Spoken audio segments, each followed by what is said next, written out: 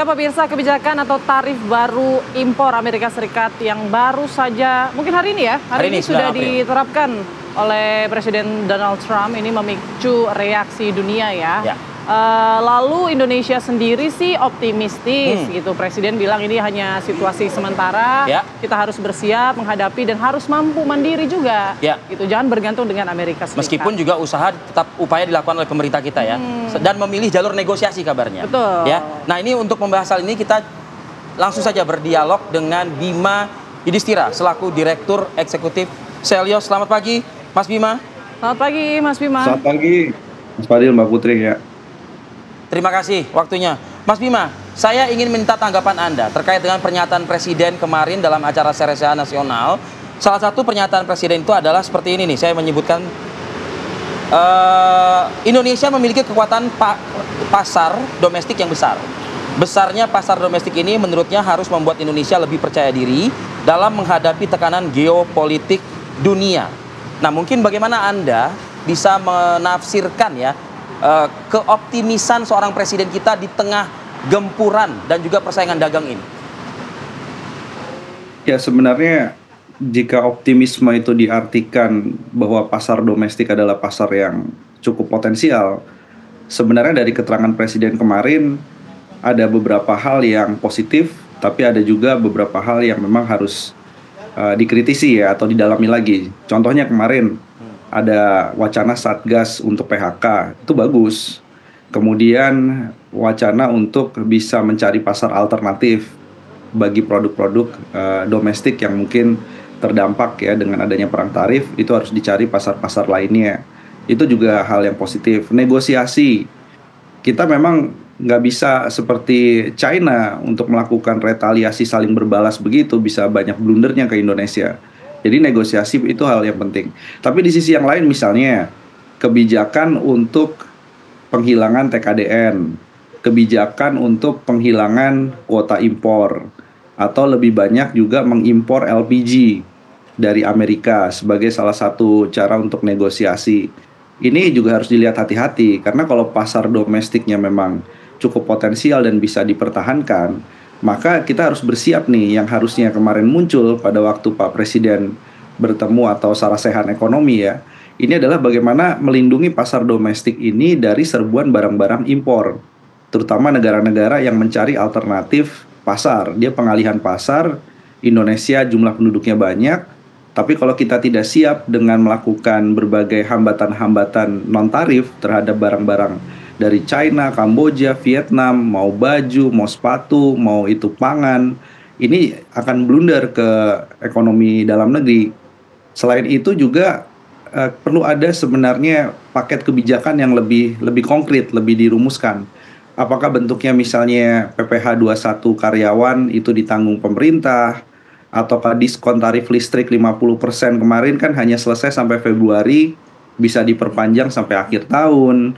Apakah ada kredit murah untuk industri dalam negeri? Jadi di satu sisi kita harus strike ya, harus menyerang dalam artian mempertahankan industri agar dia bisa terus berproduksi. Di satu sisi kita harus defense, harus bertahan. Artinya harus ada hambatan-hambatan tadi untuk pengelolaan impor. Nah, strategi striker dan juga bagian pertahanan ini yang sebelumnya masih belum jelas. Karena kalau hanya mengandalkan pasar domestik tapi tanpa ada perencanaan yang lebih rinci, nah ini satu hal yang kemudian kita khawatirkan. Karena belum apa-apa sebelumnya Indonesia sudah dibanjiri barang-barang impor karena aturan Permendak 8 2024. Itu juga nggak disebut adanya revisi Permendak 8 2024 yang merelaksasi impor. Apakah mau direvisi, revisinya kapan, selesainya seperti apa revisinya, itu juga tidak disebutkan secara detail. Betul. Oke, relaksasi Permendak nomor 8 ini memang sempat disorot ya, karena waktu itu penumpukan kapal di pelabuhan dan akhirnya direlaksasi begitu. Akhirnya impor kita cukup banjir. Tapi Mas Bima, ini kan negosiasi masih berjalan. Tapi apakah sebaiknya Indonesia ini tetap impor ke Amerika Serikat, tapi kita punya strategi-strategi lainnya? Apakah itu efisiensi produksi atau modal kerja, atau sebaiknya memang udah kurangi aja ke Amerika Serikat, cari pasar yang lain gitu? Kalau memang ingin melakukan importasi sehingga Trump melunak ya dengan produk-produk Amerika, ini juga harus dilihat per barang. Karena yang dilakukan Vietnam, dia melakukan semua barang Amerika itu 0%. Ternyata juga ditanggapi oleh Peter Navarro, penasehat Trump, bukan itu katanya gitu. Jadi hambatan barang yang spesifik, hambatan non dagang yang spesifik yang di sebelah mana yang harus kemudian dinegosiasikan. Nah, belajar dari kesalahan Vietnam yang sampai hari ini juga tidak berhasil menurunkan tarif resiprokal, kita bisa spesifik per produknya aja. Contohnya misalnya, nggak perlu kayak gandum, kemudian kedelai, jagung, kita buka impor sebesar-besarnya, habis petani Indonesia.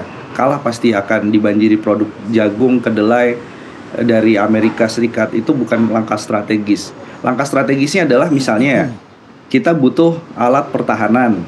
Dan Amerika saat ini sudah menyumbang negara nomor 5 sebagai importir alat pertahanan di Indonesia alutsista.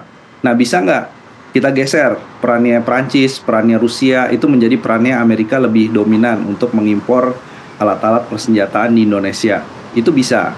Kemudian bisa lagi di komponen energi terbarukan. Kalau Indonesia memang butuh transisi energi, belum bisa diproduksi panel surya, turbin angin, belum bisa diproduksi di dalam negeri, bisa nggak Amerika Serikat menyediakan komponen energi terbarukan?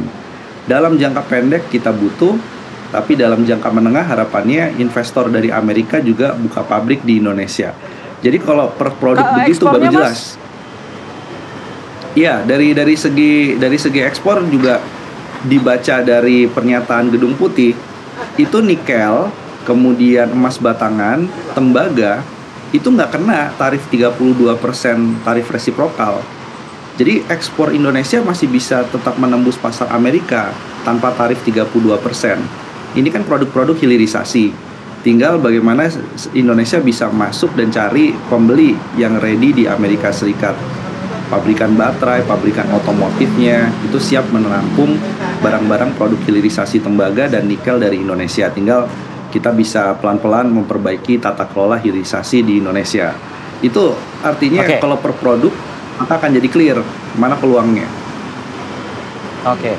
Nah, saat ini kan tim sedang bekerja ya Mas Bima ya, dan akan membawa sejumlah negosiasi-negosiasi. Beberapa hal diantaranya tadi sudah Mas Bima sebutkan. Apalagi poin negosiasi yang mungkin bisa melunakkan begitu Amerika Serikat dan membawa keuntungan bagi kita. Usai jeda Mas Bima, kami akan kembali saat lagi.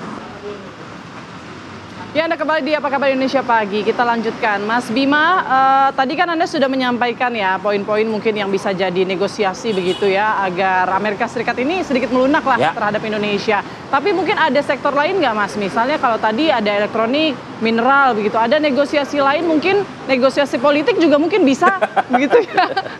Untuk mencairkan suasana agar lebih lunak lah begitu terhadap Indonesia. Gimana Mas Bima? Oke, kalau dari segi produk sebenarnya yang dikecualikan dari tarif resiprokal adalah farmasi. Dan farmasi itu nilainya kecil sekali kita ekspor ke Amerika. Cuma 22 juta dolar. Artinya ini masih under capacity kalau kita bisa melakukan ekspor farmasi, bahan obat alami. Jadi sektor farmasi diperkirakan akan booming. Karena Amerika tahu dia nggak akan mengenakan tarif pada produk-produk farmasi. Itu akan kena ke konsumen dan biaya kesehatan di Amerika. Nah, soal politik yang menarik itu adalah Laut Cina Selatan. Jadi kita bisa bilang secara negosiasi, ini kalau Amerika memusuhi Indonesia, memusuhi banyak negara ASEAN dengan tarif yang super tinggi, Anda akan kehilangan potensi dan daya tawar dari sisi keamanan geopolitik di Laut Cina Selatan. Betul. Jadi sudah banyak yang melihat Indonesia akan lebih dekat ke China soal itu, dan itu merugikan Amerika. Iya, betul. Bisa jadi itu negosiasi yang mungkin paling mungkin ya. Ya. Nah, mungkin singkat saja sebelum kita akhiri nih Mas Bima, negosiator yang mumpuni Indonesia punya nggak sih sebetulnya? Sebenarnya banyak, jadi tidak harus dari dalam negeri kalau soal negosiator ya. Dalam beberapa forum misalnya negara-negara lain itu yang sama-sama negara berkembang ya, mau Meksiko, kemudian Brazil, itu mereka menyewa profesional negosiator dibayar per jam dengan dolar, itu hadir duduk bersama dengan perwakilan resmi dari pemerintahannya. Jadi artinya Indonesia nggak kekurangan, dalam negeri aja banyak yang pinter-pinter. Tapi satu hal yang mungkin harus didorong terus ke Pak Prabowo, kursi duta besar Indonesia di Amerika, di Washington itu harus segera diisi. Karena ini nggak bisa nih, negosiator yang paling penting di sana. Iya betul. 2 tahun kita kosong ya, nggak ada perwakilan kita, negara kita di sana begitu. Baik, Mas Bima Yudhistira, terima kasih Mas atas waktu yang singkat ini bergabung bersama kami di Apa Kabar Indonesia Pagi. Terima kasih juga atas segala arahan masukannya juga. Sukses selalu untuk Anda, Sukses selalu, Mas Bima. Mas Bima.